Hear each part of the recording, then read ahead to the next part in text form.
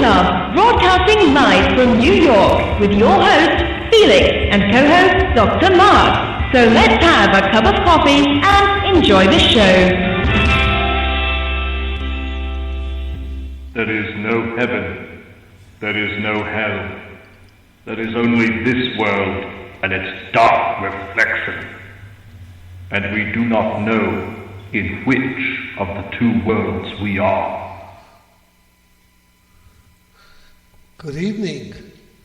Welcome to the Postmortem Show. That's about one way to look at it. I think Reince Priebus in 2012 called the Republicans its autopsy. So this is the Democratic version. Nice, huh? The Democrats ran away from the president. They didn't want to, like I said to you the other day, they didn't want to talk about the unemployment level going down from 10.6 to 5.8. They didn't want to talk about the jobs being created. They didn't want to talk about industry coming back very slowly. Now, granted, I know that the Republican Party and many other people will point to the fact that some people just stopped looking for jobs. They're no longer being recorded. Many people are working part-time because they can't find full-time work. I mean, there are a lot of factors involved. But certainly, the Democrats had a positive platform to run on, including raising the minimum wage, equal pay for women. Believe it or not, the whole point of the Affordable Care Act, even though many people are not happy with it, most people are. No, but 70% of people are not happy with it, or 75%. I just made up that statistic. Well, it doesn't make a difference because the bottom line is it was not rolled out properly, and many people, it had 2 strikes against it before it even started to come out. So I'm not surprised. It could have been done differently, but there were many things that the Democrats could have said, those candidates, but they didn't. They ran away from the president, and it was almost like in 2006, when Republicans asked everybody to come and campaign for them but President Bush. And he was basically at the 2008 convention, he was almost a non-entity. Well, Mark, you know what I say, only 10% of the people usually actually change office. That's an incumbent. So the 10% of the incumbents or more, you think, swapped offices or not? I don't think so.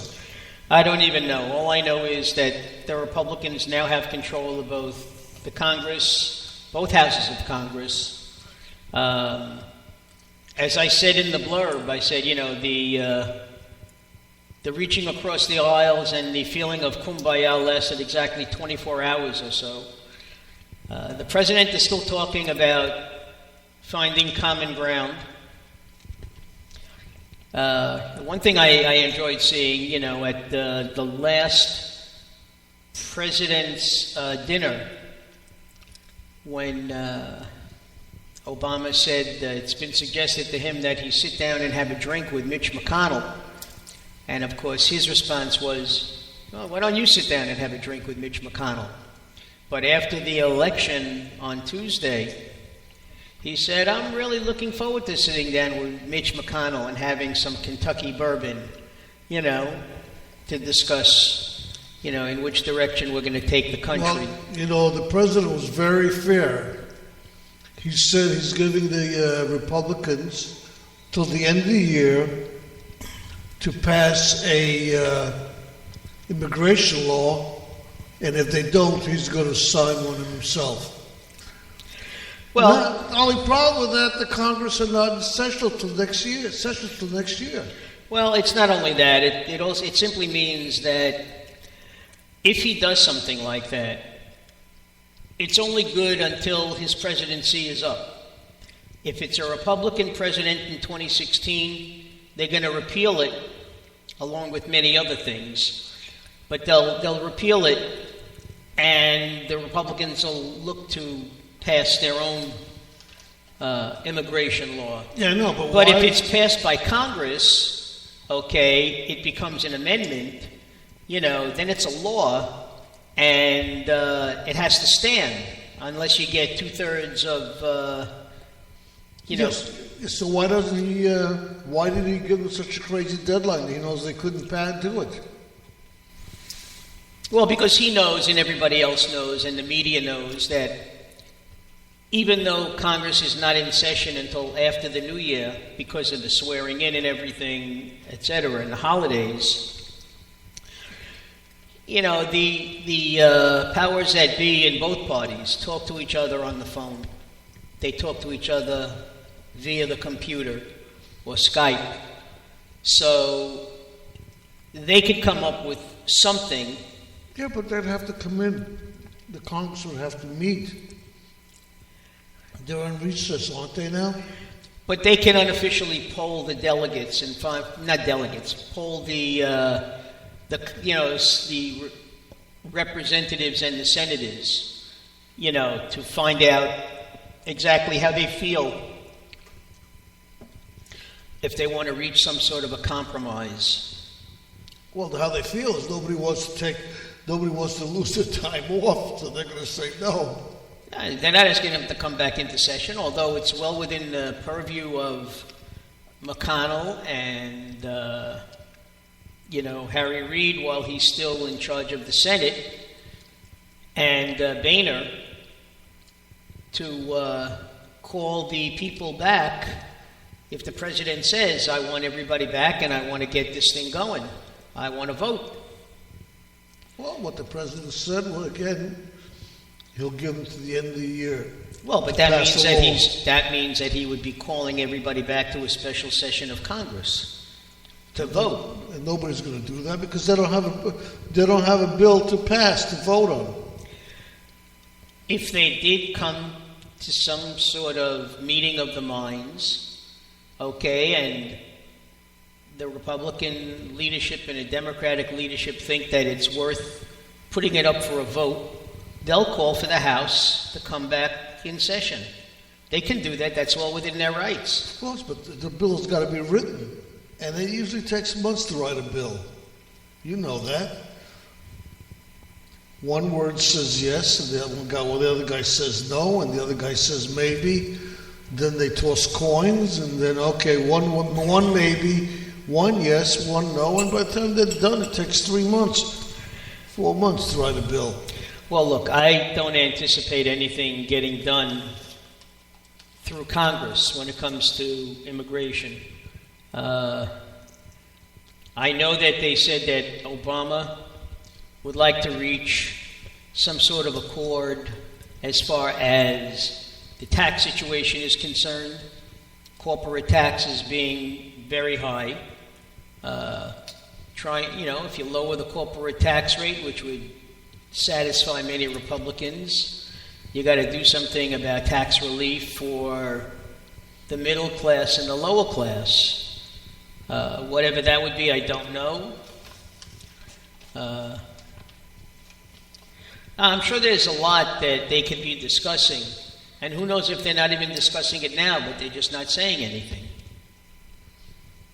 Well, I don't know. I don't really know. But listen, we've got a few things to talk about. It's Veterans Day tomorrow. That's right. On the 11th hour, on the 11th month, and the 11th day, it used to be known as Armistice Day. In fact, it's still known as Armistice Day in Europe. And also, yesterday was 50th anniversary of the Berlin Wall coming down. And I guess the ending of the Cold War, which some are saying is starting up again. Maybe climate change had something to do with that. You know, not Maybe. so cold anymore. It's warming up. Yeah, right? Maybe it's something, because I don't know what, but anyway, that's definitely something that's in the works. Is that on the air? What? That on the air?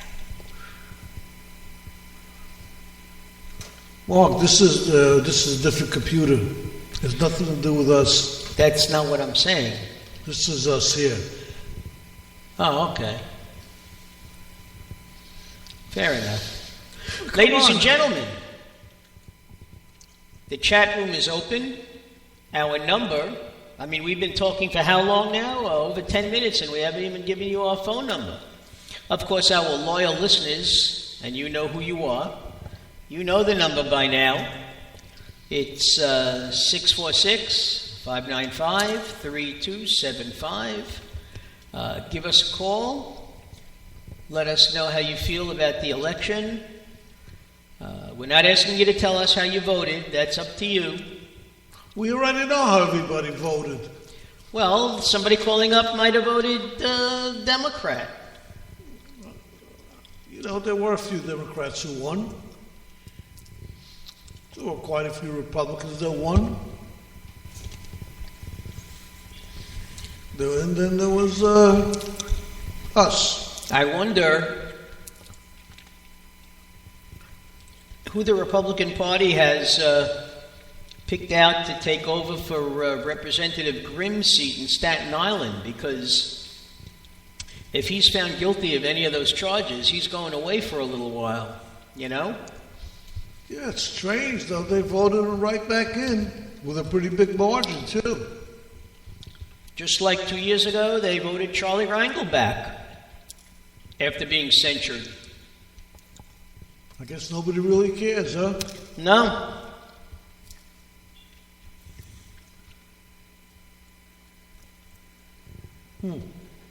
Huh. Come on, ladies and gentlemen, let's get going here. Well, first thing I want to do is, because it's Veterans Day tomorrow, I think we should play our patriotic tribute. I've got one that I'd like to play. It's an interesting song. It's you all know it, but this is a God Bless America that was sung by a Marine in Afghanistan. It's a good time to play. God bless America, land that I love, stand beside her and guide her through the night with the light from above, from the mountains to the prairies to the ocean, one with bones. God bless America, my home sweet home. God bless America, my home sweet home. That's a Afghanistani, a Marine that was serving in Afghanistan, and she recorded that from her foxhole. Now I'm going to play the way it's meant to be. Not that it wasn't meant Kate to be that way, Smith. too. A little bit better version, a little more professional.